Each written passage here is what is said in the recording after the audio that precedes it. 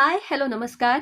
माझ्या मनारे या आपल्या पॉडकास्टच्या आजच्या तिसऱ्या भागात मी अंकिता आणि माझ्या मैत्रीण आपल्या को होस्ट श्रद्धाताई, आम्ही दोघी तुमचं खूप मनापासून स्वागत करतो. श्रद्धाताई, नमस्कार. परत एकदा सगळ्यांचं स्वागत. तर आता श्रद्धाताईंची ओळख मी दर भागात करून देणार नाहीये. त्या सगळ्यात महत्वाचं म्हणजे आपली मैत्रीण आहेत. त्या होमिओपॅथ आहेत, त्या सायकोलॉजिस्ट आहेत आणि त्या आपल्याला सगळ्या या मनाशी संदर्भातल्या सगळ्या लोचांबद्दल खूप छान गप्पांच्या माध्यमातून सांगत असतात. तर आजच्या विषयाला सुरुवात करण्यापूर्वी मला एक छोटासा अनुभव शेअर करायचा आहे. कोरोनाच्या काळात मी ऍक्च्युली सायकोलॉजिस्टकडे जायला सुरुवात केली आणि पहिली वेव ओसरल्यानंतर मी जेव्हा परत आले पुण्याला, तेव्हा माझे खूप सिनियर प्रोफेसर, त्यांच्या क्षेत्रातला बाप माणूस, तर ते मला भेटले आणि त्यांनी मला विचारलं, बाकी काय, सुखात आहेस ना? हा त्यांचा फार स्टँडर्ड प्रश्न असतो. आणि मी अशी होते की हो, सुखात आहे. काही गोष्टींची झाली होती थोडीशी गडबड, त्यामुळे सायकोलॉजीचे सेशन सुरू आहेत, सो ऑल ओके. आणि ते म्हणाले, अच्छा, बर, हरकत नाही, मस्त. आणि ही रिॲक्शन त्यांच्यासारख्या माणसाकडनं मला इतकी दिलासादायक होती. त्यांनी ते इतक्या सहज पद्धतीनं घेतलं आणि ते सोडूनही दिलं इन अ वे. आणि आपल्याला कधी कधी ह्याची गरज असते ना, की आपण काहीतरी एक्स्ट्रीम करत नाही आहोत किंवा एखाद्या गोष्टीचं बाऊ करत नाही आहोत, तर ते त्यांच्या त्या रिॲक्शन मधनं मला खूप मिळालं होतं असं मला वाटतं. त्यामुळे आज ह्या विषयावर बोलूया की तुम्हाला मदतीची गरज आहे का. हो. तर श्रद्धाताई, आपण माझ्यापासून सुरुवात करू, म्हणजे प्रत्येका त्या व्यक्तीपासून करू. बरं. मला मदतीची गरज आहे हे लक्षात येण्यासाठी, हे ओळखण्यासाठी आपल्याला काही पॉइंटर्स सांगता येतील का? पॉइंटर्स असं नाही म्हणता येणार, पण एक ठोकताळे असं म्हणूया आपण. कारण हे प्रत्येकामध्ये वेगळे वेगळे असते. करेक्ट. तर आता आपल्या आयुष्यामध्ये वेगवेगळ्या गोष्टींवरून ताण निर्माण होत असतात. बरोबर. आपण आपल्या परीने, म्हणजे आपले जे असतात ना प्रॉब्लेम सॉल्व्हिंग स्किल वगैरे जे म्हणतो, किंवा इतरांकडून सल्ले घेऊन आपण ते प्रश्न सोडवण्याचा प्रयत्न करतो. पण काही अडचणी अशा हटवारी असतात की त्या आपल्या मनाचा एक तरंग उठवून जात नाहीत. त्या दगड पाण्यात टाकल्यावर जसा बरेच तरंग येतात तसं त्यांचं सुरू राहतं. बरोबर. पण आपल्याला जो काही ताण निर्माण झालाय आपल्यावर, तो खूप त्रासदायक आहे हे कधी ओळखायचं, तर तो फक्त तेवढ्यापुरतं न राहता आपलं सामाजिक जीवन, किंवा आपण शिकत असलो तर आपलं शैक्षणिक कारकीर्द, किंवा आपण कुठे नोकरी करत असू तर याच्यामध्ये पण तो इंटरफेअर करत असतो. तेव्हा समजायचं की गडबड झालीये. आणि गडबड झाली म्हणजे काय, तर याला सायकोलॉजीच्या भाषेमध्ये म्हणतात इन्साइट असणं. ओके. जे मनाचे आजार आहेत आणि शरीराचे आजार आहेत याच्यामध्ये हाच मूळ फरक आहे. तो म्हणजे शरीराचा आजार झालेल्या माणसाला हे माहिती असतं की मला हा आजार झालाय आणि मला त्यासाठी कोणाची तरी मदत घ्यायची गरज असते. मनाचा आजार झालेल्या माणसामध्ये बेसिकली हीच गडबड असते की आपल्याला काहीतरी झालंय, हेच त्याला कळत नसतं. याला अंतर्दृष्टी किंवा इन्साइट म्हणतात. एकदा ती जर आली ना माणसामध्ये, तर मग माझं गडबडलंय हे कळल्यानंतरच आपण काहीतरी मदत घेऊन किंवा ते सुधारण्याचा प्रयत्न करत असतो. मग आपल्या लेवलवर करतो किंवा आपण इतरांची मदत घेतो. मग आता मी हे सांगितलं की इन्साइटचं महत्व काय. मग आता ही इन्साइट आली आणि मग कळलं, तर हे खूपच सोपं झालं की अगदीच सुज्ञ माणूस आहे, तो खूप अवेअर आहे आणि हे झालं असं आयडियल सिच्युएशन. आयडियल सिच्युएशन आहे. पण मग कधी कधी काय होतं की असं घडतच नाही, इन्साइट येतच नाही, फक्त आपण गोंधळलेले असतो, मला कळतच नसतं की माझं गडबडलंय. मग अशा वेळेला आपल्याला आपल्या जवळची माणसं सांगतात, काय झालंय तुला, तू फारच वेगळी वागायला लागलीयस, काही झालंय का, नाही तुझा नेहमीच मूड खराब असतो. करेक्ट. हे सगळे काय आहेत माहितीये, लोक आरशासारखे तुमच्या समोर उभे राहून तुम्हाला सांगतायत की तुमचं काहीतरी गडबडलंय. मग ही दुसरी सिच्युएशन. असे जर तुम्हाला रिव्ह्यूज, फीडबॅक यायला लागले, लोकांच्या प्रतिक्रिया कळायला लागल्या, तर तुम्हाला काय करायला हवं की परत एकदा समजून घ्यायला पाहिजे की आपलं गडबडलंय आणि आपल्याला काहीतरी करायला हवं. येस. आता ह्या झाल्या सिच्युएशन्स. तिसरी जी मी सुरुवातीलाच सांगितली की जर का माझं जे रोजचं काम आहे वेगवेगळ्या क्षेत्रांमधलं, तिकडे पण गडबड होत असेल, मला अभ्यासच करायला जमत नाहीये, कामात लक्ष लागत नाहीये, बाहेर जावंसं वाटत नाहीये आणि मग कोणाशी बोलावंच वाटत नाहीये आणि शांत बसल्यावर पण काही सुचतच नाहीये, रडायला येतं किंवा काहीच सुचत नाही, ही पण सिच्युएशन आहे की जिथे तुम्हाला कळायला हवं की तुम्हाला मदतीची गरज आहे. ओके. खरं तर मी काय म्हणते किंवा मी काय करते, तर आपण आपल्याला अदरवाईज, म्हणजे काहीतरी ताण असतानाच नव्हे, तर एरवी पण आपण स्वतःला एक प्रश्न विचारावा की कशी आहेस तू. हं. सगळ्यात महत्वाचं. हां, म्हणजे रात्री झोपताना माणसाने दिवसभर कोण काय म्हणालं याच्यापेक्षा, "आज मी कशी आहे? कशी आहेस हं. तू? कसं वाटतंय?"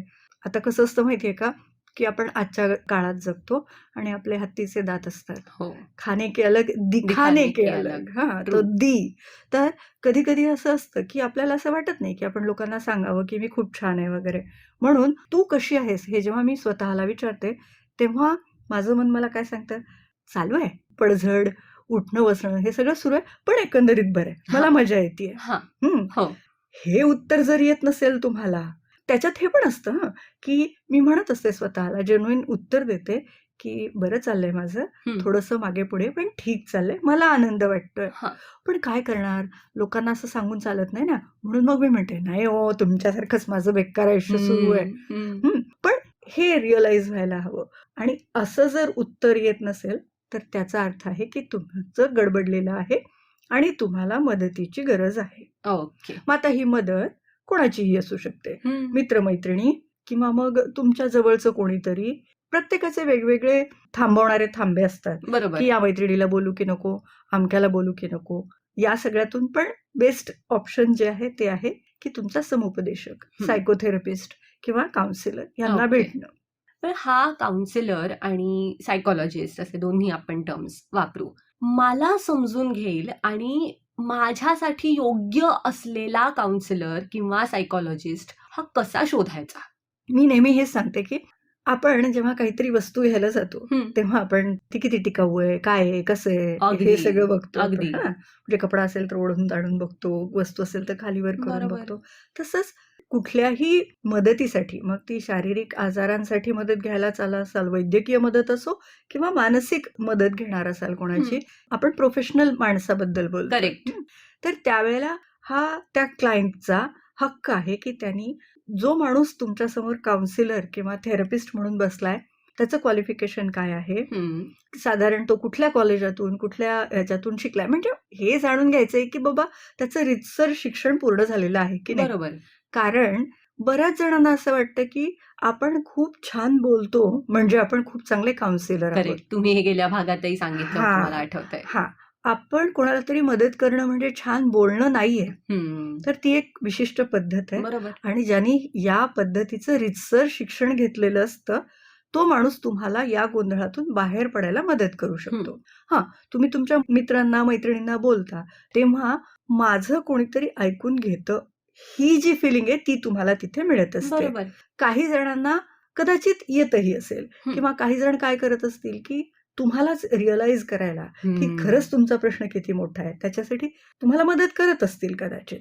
पण जेव्हा तुम्ही एका प्रोफेशनल माणसाकडे जाऊन मदतीची अपेक्षा ठेवता, तेव्हा हा क्लायंटचा हक्क आहे, की त्यांनी हे विचारावं आणि मग त्यानंतर आता ही टू वे चालणारी हे आहे हां. प्रक्रिया आहे. बरोबर. बरोबर. म्हणजे काय, की आता तुम्हीच फक्त सांगत राहिलात असं नाही. हो. तर त्या समुपदेशकाचं पण हे कौशल्य असतं, की तो तुम्हाला ओपन अप करायला मदत करतो. हं. समज आता मीच क्लायंटच्या खुर्चीत बसलेली आहे. माझ्याजवळ 200 अडचणी आहेत असं मला वाटत असतं हं. आणि मला सगळ्याच त्रासदायक असतात. बरोबर. मग मला मुळात हाच प्रश्न पडलेला असतो, की मी आता बसली आहे समुपदेशकाच्या समोर, तर मी सगळ्यात पहिल्यांदा कुठली अडचण सांगू? करेक्ट. सुरुवात कुठून करू? हं. हं. आणि आपण मागे आत्तापर्यंत बोललो तसंच, की मी हे जर सांगितलं तर हे खूपच छोटंसं आहे आणि हो. ह्यांना वाटेल का, की एवढ्या छोट्याशा गोष्टी सुद्धा हिला जमत नाहीत, ही बाऊ आली आहे. करतीये. हो. हां. अरे, हिला असे प्रश्न आहेत? हे हं. हे असं सगळं माझ्याही करेक्ट. डोक्यात चालेल. पण समुपदेशक हा खूप चांगला ऐकणारा असतो हं. हं. श्रोता म्हणत नाहीये मी. करेक्ट. त्याला आपण ॲक्टिव्ह लिसनिंग असं हं, म्हणतो. हं. म्हणजे त्याचं स्वतःचं पण हे कौशल्य असतं, की तो येणाऱ्या क्लायंटला कम्फर्ट देतो. कम्फर्ट म्हणजे बरोबर. तो तुम्हाला मोकळेपणा देतो, की तुम्ही वाटेल ते त्याच्याशी आरामात जमेल तशा भाषेत, मोडक्या-तोडक्या, कोणतंही आधी, कोणतंही नंतर हं, घेऊन बोलू हं. शकता. हे देणं, तुमच्याबरोबर एक रॅपो डेव्हलप करणं, हे त्या काउन्सिलरचं स्किल असतं. हं. त्याच्यानंतर कॉन्फिडेन्शियलिटी म्हणजे तो तुम्हाला विश्वास देणं काउन्सिलरनी किंवा थेरपिस्टनी, की तुम्ही इथं जे काही बोलताय, ते तुमच्या आणि माझ्यात राहील. कुठपर्यंत? जोपर्यंत तुम्ही जे काही सांगताय, ते तुमच्या जीवाला किंवा इतर कोणाच्या तरी जीवाला धोकादायक नाहीये तोपर्यंत. एक्झॅक्टली. जेव्हा ही सिच्युएशन येईल तेव्हा मी हा जो आपला कॉन्फिडेन्शियलिटीचा रूल आहे तो मी मोडणार आहे. तर ही त्याचे स्किल्स असतात. आणि मग तुमचं सगळं ऐकून घेणं आणि तुम्ही जे सांगताय ते मला बरोबर तुम्हाला हवं तसं कळतंय का, म्हणजे ह्याला पॅराफ्रेझिंग असं म्हणतात. अच्छा. म्हणजे तू जे काही सांगतेस ते मी नंतर समराईज करायचे, त्याचा सारांश सांगायचा तुला. म्हणजे तुला असंच म्हणायचंय ना, मग म्हणजे मी काहीतरी वेगळं समजत असेल तर तू त्याच्यामध्ये करेक्शन करू बरोबर. शकतेस. हे ऍक्टिव्ह लिसनिंग आहे. तर हे जे स्किल्स आहेत ते रीतसर शिक्षण घेतलं तरच येऊ शकतात. आणि मग त्यानुसार आपण मागे बोललो होतो तशाच मागच्या भागात ज्या वेगवेगळ्या सायकोथेरपीज आहेत, पद्धती आहेत, करेक्ट. काही तत्व आहेत त्यांचे, आणि मग त्यांच्या काही टप्पे आहेत, त्याच्यानुसार क्लायंटला मदत करता येते. आणि त्या टप्प्यानुसार कुठली सायकोथेरपी वापरायची हे त्या रीतसर शिक्षण घेतलेल्या माणसालाच कळू शकतं. आतापर्यंत आपण माझ्याबद्दल बोललो आणि बरं. या मुद्द्यालाही आपण गेल्या भागात थोडासा स्पर्श केला होता की आपल्या आजूबाजूच्यांबद्दलही आपल्याला जाणवत असतं. तुम्ही मगाशी म्हणालात तसं की समोरची व्यक्ती कधी कधी आपल्याला येऊन सांगते की अरे काय झालंय, खूप दिवस नाराज आहेस, नेहमीसारखा वाटत नाहीयेस, वगैरे वगैरे. आपल्यालाही असं अनेकांबद्दल वाटत असतं. मग अशा वेळेला आपल्याला कधी कधी लक्षात येतं की अरे या व्यक्तीला कदाचित मदतीची गरज आहे बरं का. अशा वेळेला काय करायचं? कारण त्या व्यक्तीसमोर हे जाऊन सांगणं की अरे तुला मदतीची गरज आहे कदाचित समोरच्या व्यक्तीला अपमानजनक वाटू शकतं किंवा हा माझ्या प्रायव्हसीत इन्व्हेड करतोय असं वाटू शकतं. अशा वेळेला काय करायचं? अशा वेळेला सगळ्यात महत्वाचे आहेत तुमचे शब्द. करेक्ट. आणि तुम्ही ते कोणत्या गतीने आणि कसे समोरच्यापर्यंत पाठवताय हे फार महत्वाचं आहे. मला म्हणायचंय की जेव्हा आपण मनाबद्दल असं काहीतरी घडत असतं आपल्या, तेव्हा ते आपल्यालाही जाणवत असतं. अर्थात. आणि काही माणसं अशी खूप स्पष्ट वक्ती म्हणते, मी फटकळ नाही म्हणत. ते काय करतात, येतात आणि तुम्हाला सरळ सांगतात, ए तुझं काहीतरी गडबडलंय, बघ बरं जरासं. त्याच्यामध्ये काळजी पण असते. म्हणजे अहो तुमच्याकडे तो माणूस बघतोय, तुमचं निरीक्षण ठेवतोय दिवसेंदिवस, म्हणूनच तर त्याला ह्या गोष्टी कळतायत ना. पण मग आपण काय करतो की हा मला असा म्हणाला म्हणजे तू काय मला वेडा समजतोस की काय? बरोबर. अशी प्रतिक्रिया जाऊच शकते. आणि मग आपण म्हणतो ना की तो माणूस खूप असा जास्त डिफेन्सिव्ह होतो की हे मला काही झालेलंच नाहीये. एक्झॅक्टली. तर ठीक आहे, जेव्हा आपल्याला कोणीतरी असं म्हणतं तेव्हा वाटलं तर तुम्ही करा, स्वतःचं संरक्षण करा की मला काही झालेलं नाहीये म्हणून. पण अशी प्रतिक्रिया आली आहे तेव्हा खरंच शांतपणाने बसा आणि विचार करा की, किंवा त्या माणसाला विचारून घ्या, हे कशामुळे वाटलं तुला असं? कारण जेव्हा एखादा माणूस तुमचं निरीक्षण करून हे सगळं बोलत असतो तेव्हा त्याच्याजवळ ते मुद्दे असतात बरं का, की मला याच्यातून जाणवलं की तुझं काहीतरी गडबडलेलं आहे. म्हणून जेव्हा कोणीतरी तुम्हाला प्रतिक्रिया देतं तेव्हा लगेचच तलवार उपसण्याऐवजी ते ऐका किंवा त्याच्याबद्दल जास्त जाणून घ्यायचा प्रयत्न करा आणि एकदा शांत बसून विचार करा की खरंच असं आहे का. तुमच्या मैत्रीतली लोक, तुमच्या घरातली लोक, त्यांच्याकडून जाणून घ्यायचा प्रयत्न करा की खरंच असं काही घडतंय का. आता समोरच्यांनी सांगितल्यावर घ्यायचं कसं ह्याचं उत्तर मी दिलं. पण आता मलाच कोणाला तरी सांगायचं तर मी कसं सांगू, मी कसं सांगू. तर मला असं वाटतं की धाडकन त्या माणसाला सांगायला जाऊ नये. एकंदरीत तुम्हाला त्या माणसाचा स्वभाव कसा आहे हे माहितीये. बरोबर. तर तुम्ही जरा असं त्याच्या कलानी, शक्यतो 4 लोकांमध्ये न जाता, सगळ्यात महत्त्वाचं मला तुझ्याशी बोलायचंय असं बोलून, किंवा तुम्ही अशा वेळेला तुम्ही मेसेज करू शकता की काही झालंय का. आणि सगळ्यात महत्वाचं म्हणजे फक्त झालंय असं सांगू नका, मी काही मदत करू शकते का, खरे हा पहिला प्रश्न ठेवा. या वाक्याने जर तुम्ही सुरुवात केली तर त्या माणसाला हे कळेल की तुम्ही फक्त त्याच्याकडे एक बोट दाखवत नाहीये, तर तुम्ही मदतीचा हात पण पुढे करताय. पण जेणेकरून तो जर खरंच ती व्यक्ती गोंधळलेली असेल तर ती तुम्हाला हात तुमचा पकडेल आणि मग तुमच्याशी बोलेल पण. म्हणून मग मी म्हणते तसं की जराशी तुमची भाषा ती माइल्डर असावी. शक्यतो पहिल्याच वाक्यामध्ये तुम्ही मदतीसाठी तयार आहात हे त्यांच्याकडे, म्हणजे तुम्हाला काळजी वाटतेय हे त्यांच्यापर्यंत पोहोचलं पाहिजे. म्हणजे मग काय होईल की मग त्यांना तुम्ही आपले आहात आणि म्हणून बोलताय, नाव ठेवण्यासाठी नाही. बरोबर. हे डबल टिबल कुठल्या सगळं हे अगोदर त्यांना कळलं पाहिजे की तुम्ही नाव ठेवण्यासाठी असं करत नाहीयेत किंवा त्यांना तुम्ही वेगळेपणा दाखवण्यासाठी करत नाहीयेत. तुम्हाला खरंच काळजी आहे त्या माणसाबद्दल. बरोबर. आणि मग तुम्ही जेव्हा असं कन्व्हे कराल आणि शक्यतो मी म्हणाले तसं की 4 लोकात ह्या गोष्टी बोलू नका. हो, संध्याकाळी 5 मिनिट थांब, मिळून स्टेशनवर जाऊ, एक्झॅक्टली. असं म्हणून बोला. किंवा कॉफीला जाऊ, हां, चल चहा घेऊ हां. आपण. आणि तुला झालंय असं म्हणण्याऐवजी, तुला काही झालंय का? हं, हां, हं. तुझं वागणं जरासं बदलल्यासारखं वाटतंय. जर काही झालं असेल, तर मी काही मदत करू शकते का? तू परफेक्ट. मला सांग. मी आहे. हं. तुला जेव्हा कधी बोलावं वाटलं, तेव्हा मला सांगावसं वाटलं, तर मी आहे. म्हणजे तुम्ही तुमच्या मनाचं दार त्या माणसासाठी उघडं ठेवलंय, हे त्याला एक्झॅक्टली. कळू द्या. करेक्ट. हे त्याला कळलं, की मग म्हणजे तुमच्यावर तो लगेच शरसंधान करायला उभा राहत नाही तो माणूस हं. आणि मग त्याला कळतं आणि मग तो ट्राय करतो. मग ॲटलीस्ट तो तुमच्याशी बोलेल तरी. बरोबर. आणि जरुरी नाही, की तुमच्याच्यानी तो गोंधळ निस्तारता येईल. अगदीच, पण अगदीच. कोणीतरी आहे माझ्यासोबत हे त्या व्यक्तीला कळेल आणि मग तो पुढे तुम्ही पण कुठेतरी आणखीन त्या माणसाला वेगळी मदत करू शकता. अगदी. सो ह्या गोष्टी लक्षात ठेवणं गरजेचं आहे. ओके. श्रद्धाताई, आजचा शेवटचा प्रश्न विचारते, ओके. की ही मदत मागणं हं, हे अनेकांना कमीपणाचं वाटतं. हं, हे गेल्या भागातही मी म्हटलं होतं, की माझे प्रॉब्लेम्स मला स्वतःला हाताळता येत नाहीयेत आणि हं, म्हणून मला कोणाची तरी गरज आहे. हं, अशा पद्धतीनं अनेकदा या मुद्द्यांकडे बघितलं जातं. हं. ह्याच्याकडे तुम्ही दी अदर साइड म्हणून कसं बघता? आपण कोणीही सगळ्याच ज्या काही विद्या किंवा पृथ्वीवर जेवढं काही ज्ञान आहे, त्या सगळ्यांचे आपण ज्ञाते नाही आहोत. हो. आपण कशात तरी फक्त पुढे आहोत आणि बाकी सगळ्यात मागे आहोत. हं. म्हणून तर आपण करिअर करताना एकच क्षेत्र निवडतो कुठलं तरी. बरोबर. त्यात पुढे जायचा प्रयत्न करतो. अशा बऱ्याच गोष्टी आहेत ना. हे बघ, आपल्याला काम होत नाही म्हणूनच तर म्हणजे घरातली छोटी-छोटी कामं, आपण आपल्या घरात कोणाला तरी कामाला बोलावतो. सगळे आपण वेगवेगळ्या प्रकारे हेल्प घेतोच ना. अगदीच. मग आपण काय मोटरमन आपण होतो का? नाही ना. तो लोको पायलट आपल्याला आणतो ना इथे. हं. तर हे पण असंच आहे. इतकं साधं आणि सोपं आहे. हं. मुळात आपणच उगाच असं करून ठेवलेलं आहे. आणि मी मागे मला वाटतं एका भागात मी बोलले होते, की आपण रिझ्युमे लिहितो तेव्हा आपण आपल्या स्ट्रेंथ्स आणि वीकनेसेस लिहितो. हो. तर म्हणजे ज्याला असं वाटतं, की हा कोण मला सांगणारा, म्हणजे त्याला स्वतःच्या स्ट्रेंथ्सही माहिती नाहीत आणि वीकनेसही माहिती नाहीत. करेक्ट. त्या फक्त रिझ्युमेवर लिहायच्या नसतात, त्या स्वतःसाठी असतात. हं. आणि माझी वीकनेस मला माहिती आहे, ती मी एक्सेप्ट करतीये, हं. हे खूप ग्रेट असतं. म्हणजे खरंय. कोणाला तरी मदत मागायला जाणं, मला मदत कर, हे म्हणणं, हे एका स्ट्राँग माणसाचं लक्षण आहे. कारण त्याला माहिती आहे, की मी इथे वीक असले तरी मी कुठेतरी चांगली आहे. बरोबर. हे त्या माणसाला स्वतःला खूप चांगलं माहिती आहे. सो प्रत्येक जण कुठेतरी वरचढ आहे आणि कुठेतरी कमतर आहे. हं. छोटी गोष्ट आहे, की आपल्याला झाडाची कैरी हवी असते आणि आपण बुटके असतो. आपण आपल्यापेक्षा उंच माणसाला आरामात म्हणतो ना, हो. की दे ती तोडून म्हणून. हं. हे इतकं सोपं आहे, की माझ्याच्याने होत नाहीये, मला खरंय. मदत करा.